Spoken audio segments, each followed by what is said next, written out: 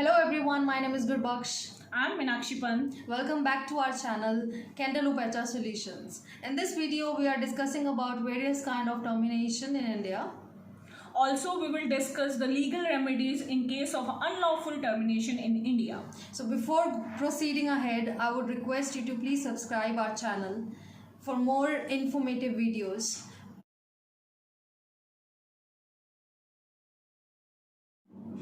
सो मीनाक्षी, जब भी हम टर्मिनेशन को रेफ़र करते हैं कोई भी लॉज में या बेयर एक्ट में, तो हमेशा एक वर्ड आता है which is workman. So what exactly is workman? Can you please put some light on it कि कौन कौन से लोग इसमें इंक्लूड हैं?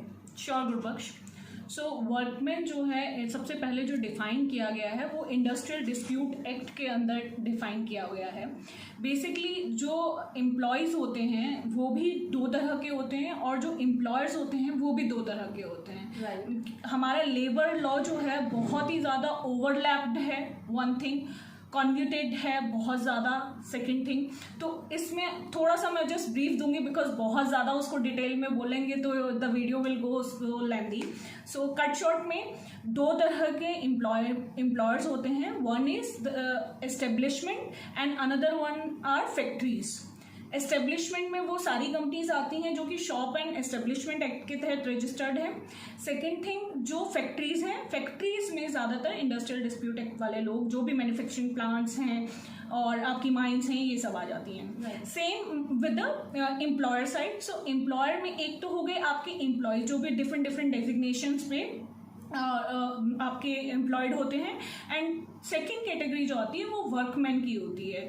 ये वर्कमैन कौन से होते हैं? ज़्यादातर तो ये लोग होते हैं जो फैक्ट्रीज में डिफरेंट पोजीशन पे, सुपरवाइजर, लेबर, अनस्किल्ड वगैरह पोजीशंस पे एम्प्लॉयड होते हैं. बट एक इंडस्ट्रियल डिस्प्यूट एक्ट इनको प्रॉपरली एक डेजिग्नेशन देके, डेफिनेशन देके डिफाइन करता है. इंडस्ट्रियल डिस्प्यूट एक्ट वर्कमैन की डेफिनेशन को डिफाइन करता है सेक्शन 2S के अकॉर्डिंग, जिसके अंदर any person including an apprentice employed in any industry to do any manual, technical, unskilled, skilled, operational, clerical और सुपरवाइजरी वर्क फॉर हायर और reward, whether term of employment is expressed or implied, is called workman. So definition में clearly आपने देखा होगा mention है कि किसी भी तरह का एम्प्लॉय, चाहे वो मैनुअल वर्क करता हो, चाहे वो क्लैरिकल वर्क करता हो, चाहे वो टेक्निकल हो या फिर नॉन टेक्निकल हो, ऑपरेशंस में वर्क करता हो या फिर किसी सुपरवाइजरी रोल पे हो, उसको आप वर्कमैन की कैटेगरी में रखेंगे. और ये जो वर्कमैन की कैटेगरी में आप चाहे आप उसको रिटर्न में आपने दिया हो एम्प्लॉयमेंट लेटर या ना दिया हो, सिर्फ वो काम करता है इसलिए भी वो आपका वर्कमैन माना जाएगा. इसके लिए रिटर्न अपॉइंटमेंट लेटर दिया ही जाना चाहिए ये ज़रूरी नहीं है, because it's clearly mention that whether that is expressed और इम्प्लाइड. सो ये तो हो गई वर्कमैन की बात जो कि इंक्लूड हैं वर्कमैन्स में. अभी हम बात करते हैं जो कि एक्सक्लूड हैं वर्कमैन्स में. We are having 4 categories in it. First, very number 1 is army officer और naval officers. Second is police. Third is managerial level और administrative. And the fourth is supervisor जो कि प्लस 10,000 की सैलरी लेते हैं.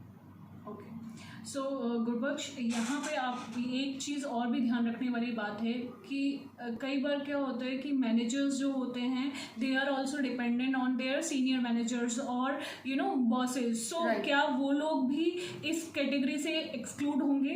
तो यहाँ पे बहुत सारे हाई कोर्ट्स ने इंडिया के और बहुत सारे जजेस ने ये क्लियरली यहाँ पे डिफाइन किया है. रिसेंटली बहुत सारे जजमेंट्स केसेस के आए हैं जिसमें ये बोला गया है कि कोई ऐसा मैनेजर जो कि अपने काम के लिए अपने बॉसेस और सुपीरियर्स पे डिपेंडेंट है, डिपेंडेंसी है उसकी, तो वो मैनेजर इस कैटेगरी में इंक्लूड होंगे.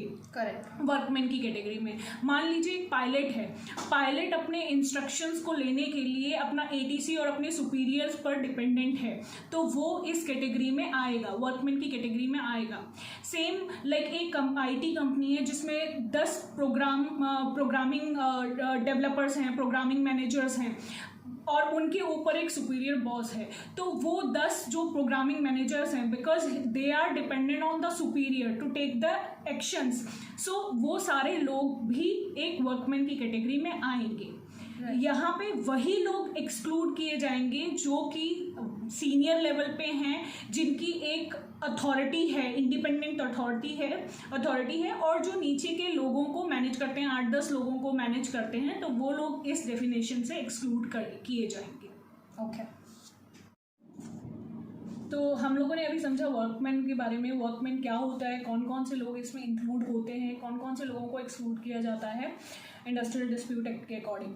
अब इसमें हम लोग बात करते हैं टर्मिनेशन की। इंडस्ट्री में बहुत तरीके से टर्मिनेशन किया जाता है एम्प्लॉयज़ का, और इनको डिफरेंट नेम से भी हम लोग बुलाते हैं, lay off, retrenchment, termination, sacking of employees, hire and fire. So बहुत सारी टर्म्स हैं, तो we will first understand about the lay of.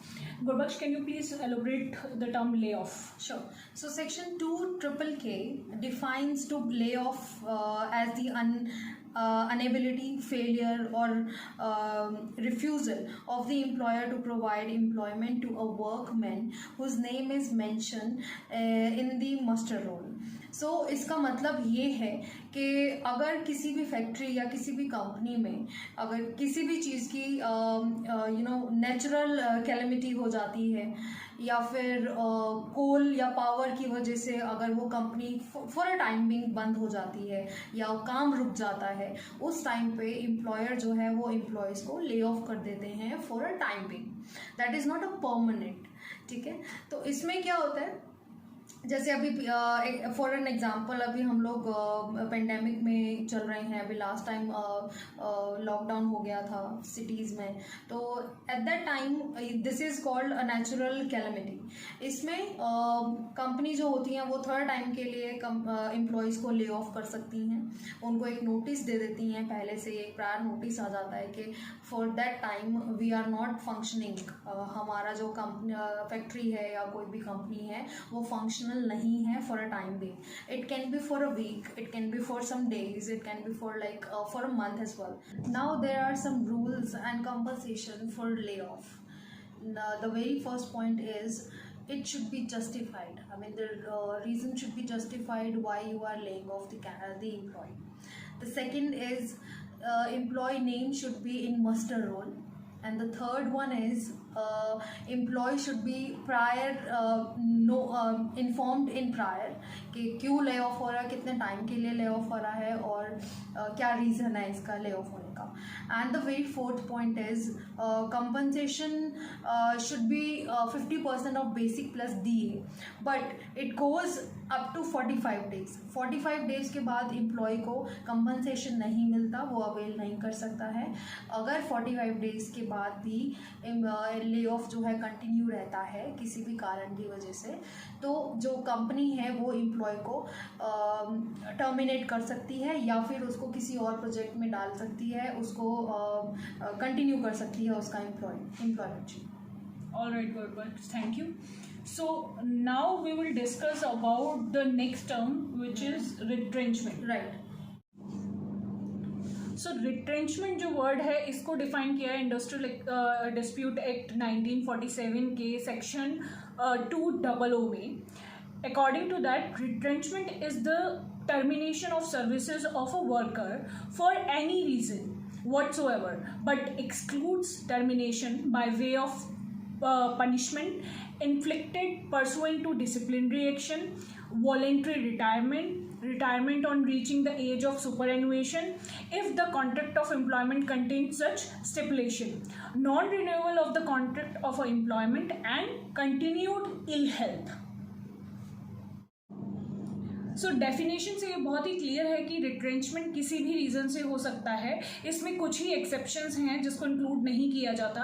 पहला आपका इल हेल्थ है, दूसरा आप कॉन्ट्रेक्चुअल एम्प्लॉय हैं, एंड तीसरा आपका रिटायरमेंट का एज आ गया है, या फिर आप VRS लेते हैं, वॉलंटरी रिटायरमेंट है। तो इन केसेस को छोड़ के रिट्रेंचमेंट किसी भी रीज़न से हो सकता है। एंड सबसे इम्पॉर्टेंट थिंग, अगर मिसकंडक्ट की वजह से आपकी टर्मिनेशन ऑफ सर्विसेज हो रही हैं तो वो भी रिट्रेंचमेंट में नहीं आएगा। राइट।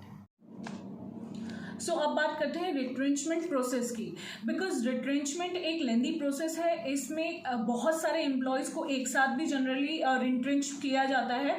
तो एक प्रोसेस डिफाइन है इंडस्ट्रियल डिस्प्यूट एक्ट 1947 में। इसके अकॉर्डिंग 30 डेज का मिनिमम आपको क्लियर नोटिस देना ही है आपके एम्प्लॉयर को, अपने एम्प्लॉयज़ को। एंड उसके अलावा आपको जो कंपनसेशन देना होता है, जितने भी साल आपकी एम्प्लॉयज़ ने सर्विसेज की हुई हैं उसका आपको 15 डेज का मंथली एवरेज सैलरी जितने ईयर्स, नंबर ऑफ ईयर्स उन्होंने सर्विस की है उतने ईयर्स तक का पे करना होता है। सपोज एक एम्प्लॉय है जिसने 10 ईयर्स की सर्विसेज दी हैं, तो 10 ईयर्स में उसकी जो लास्ट एवरेज मंथली सैलरी है उसका 15 डेज का सैलरी इनटू 10 ईयर्स, ये आपका कंपनसेशन बनेगा एज अ रिट्रेंचमेंट। पर जैसा कि मैंने बताया, ये रिट्रेंचमेंट का जो कंपनसेशन होता है क्लियरली मेंशन है डेफिनेशन में भी कि अगर किसी मिसकंडक्ट की वजह से रिट्रेंचमेंट हो रहा है या टर्मिनेशन ऑफ सर्विसेज हो रहा है, या फिर वॉलंटरी रिटायरमेंट या रिटायरमेंट के केसेस में या इल हेल्थ के केसेस में हो रहा है, तो उन केसेस में ये रिट्रेंचमेंट नहीं माना जाएगा। इसीलिए ये रिट्रेंचमेंट का जो कंपनसेशन है वो भी इस केसेस में एप्लीकेबल नहीं होगा। अपार्ट फ्रॉम दैट, किसी भी केसेस में किसी भी रीज़न से अगर रिट्रेंचमेंट हो रहा है तो ये चीज़ आपकी कंपनसेशन में इंक्लूड होगी। एक बहुत ही इंपॉर्टेंट चीज़ यहाँ पे मैं बताना चाहूँगी, अगर किसी भी कंपनी में जो बड़ी बड़ी फैक्ट्रीज़ होती हैं, बड़ी बड़ी इंडस्ट्रीज़ होती हैं, उसमें 100 एंड अबव का अगर रिट्रेंचमेंट हो रहा है या किसी भी वजह से करना पड़ रहा है, तो गवर्नमेंट, लोकल गवर्नमेंट अथॉरिटी को एक पहले नोटिस देना पड़ता है एम्प्लॉयर को, वहाँ से अप्रूवल लेना पड़ता है, और उस अप्रूवल को लेने के बाद ही आप रिट्रेंचमेंट को प्रोसेस कर सकते हैं। Once you got the approval from the authority of retrenchment, you have to put the a list of the employee who supposed to be retrenched, right? Seniority wise, of course. And the second point is it will be like, it should be last come first goes. अगर जैसे कोई भी department है, particular department है जिसको retrench करना है, तो उसका जो भी लास्ट कैंडिडेट, आई मीन जो अभी रीसेंट कैंडिडेट जो अपॉइंट हुआ है उसको पहले रिट्रेंच करेंगे, and then the oldest one उसको हम बाद में रिट्रेंच करेंगे।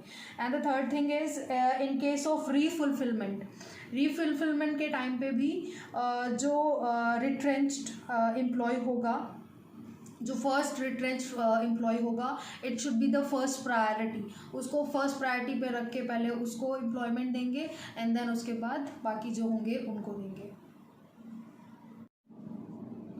सो अभी तक हम लोगों ने बात किया वर्कमैन के बारे में, ले ऑफ के बारे में, रिट्रेंचमेंट के बारे में, और इनकी कंपनसेशन क्या है, प्रोसेसेस क्या हैं।